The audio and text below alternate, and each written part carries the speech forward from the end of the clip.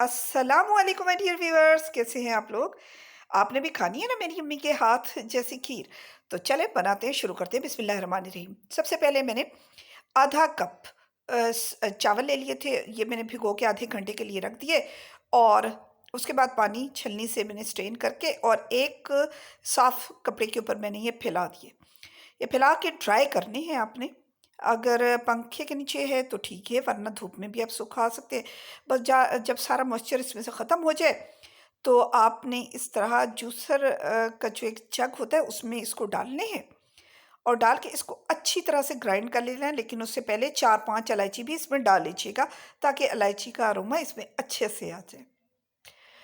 अच्छा जी, अब ये जब तक ग्राइंड होता है, ये देखें, ये ग्राइंड हो गया और बिल्कुल बारीक सा हमने इसको पीस लेना है ताकि कुक होने में आसानी रहे। अब दूसरी तरफ हम लेंगे जी एक कढ़ाई और ये मैं उसमें डाल रही हूँ दूध। छलनी से मैंने इसकी जो क्रीम मलाई होती है वो उतार ली। मैं इस तरह छलनी से उतारती हूँ ताकि वेस्ट ना हो, बाद में स्टोर कर लेती हूँ।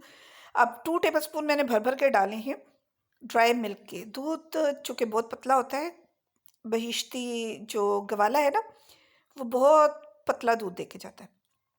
एक दूध को उबाली आ गई तो जो मैंने ग्राइंड किए हुए चावल थे वो डाल दिए। अच्छा जी, ये पुराने ज़माने की रेसिपी है जब इतना एडवांस दौर नहीं था, डब्बों की कोई चीज़ें और खीरें नहीं होती थी तब। तो जब मैंने देखे चावल थोड़े से गल गए तो उसमें मैंने सिर्फ़ 3 टेबलस्पून डाले हैं चीनी के और दूध डाला था मैंने 1 किलो। ये अब आहिस्ता-आहिस्ता से पकता रहेगा और आप देखिए पहले आपने पका के और इन चावलों को बिल्कुल आपने जब देखना सॉफ्ट हो गए तब चीनी डालनी है। अगर चीनी नहीं ये चावल नहीं गले होंगे ना, फिर चीनी ना डालिएगा वरना चीनी डालने के बाद चावल नहीं गलते हैं।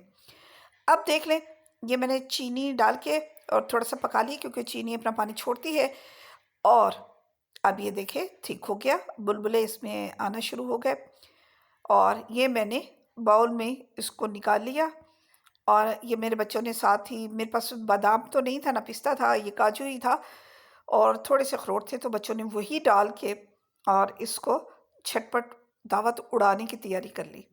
अब ये उन्होंने छीले हुए थे बादाम सॉरी अखरोट, तो ये उन्होंने प्लेट में डाल के और ये खा लिए। ये मेरी अम्मी की ऑथेंटिक रेसिपी है पुराने बुज़ुर्गों वाली।